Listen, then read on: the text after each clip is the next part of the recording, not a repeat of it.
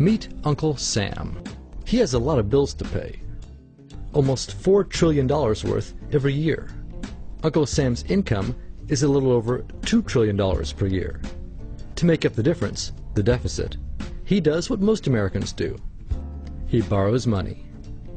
When Uncle Sam takes out a loan, he calls it a bond.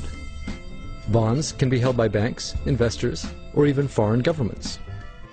Uncle Sam has to promise to pay interest on these bonds, just as you do on any loan you take out. Ever think about paying your mortgage with your credit card? That's exactly what Uncle Sam does. He takes out new loans, new bonds, so that he can make payments on the old ones. All those loans, and especially all that interest, adds up. Right now, Uncle Sam owes about $14 trillion. To put that in perspective, 14 trillion is about the same as the national GDP, the total value of all the goods and services produced by the American economy in an entire year. It's such a huge amount of money that Uncle Sam is starting to run out of people to borrow from, and he's having trouble just paying the interest on his loans. The obvious solution would be to either cut spending or increase taxes. But if he cuts spending, the people that he's spending money on would complain that they don't have money to spend, and that he was hurting the economy. If he tried to raise taxes enough to close this gap, not only would people definitely have less money to spend, he'd probably have riots on his hands. So Uncle Sam chooses the easy way to make money. Just make it. He calls up the Federal Reserve, which is our central bank, and, like magic, dollars are created and deposited in banks all around America. The problem is that the more of something there is, the less it's worth. Same goes for the US dollar. The more dollars there are, the less each one will buy. That's why commodities like gasoline, food, and gold become more expensive when Uncle Sam does his money-making magic. The commodities aren't really worth more. Your money is just worth less. That's called inflation. Remember the foreign governments that lent money to Uncle Sam? When they lent money to the American government, something interesting happened. It made the U.S. look richer, and their countries look poorer. When a country looks poor compared to America, $1 of our money buys a lot of their money, so they can pay their workers only a few pennies a day. With such low labor costs, they can sell their products in America for lower prices than any American manufacturer can. The easiest way for American companies to compete is to move their factories overseas and pay their workers a few pennies a day too. This contributes to a recession.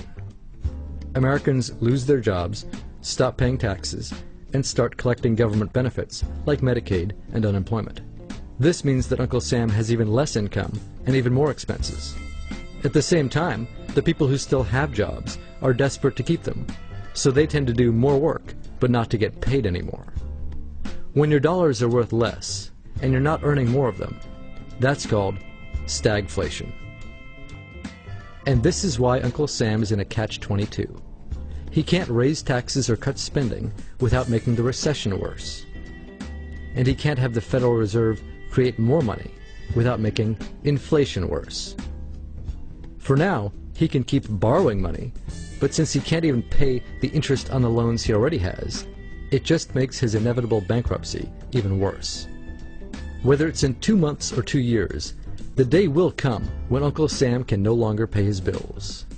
When that happens, the banks, investors, and foreign governments who are counting on that money won't be able to pay their bills.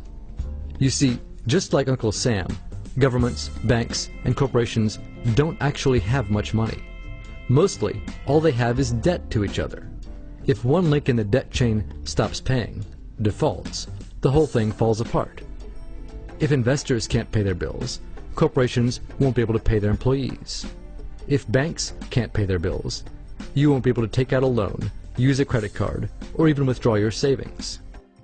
If foreign governments can't pay their bills, their own banks and corporations will have the same problems. That's called a global economic collapse. It's never happened before, so nobody really knows how bad it will be, how long it will last, or even how we'll eventually get out of it. The house of cards has already been built. There's no painless way to dismantle it now. All we can do is to educate each other about what's actually going on, and to prepare for what may be very extraordinary circumstances.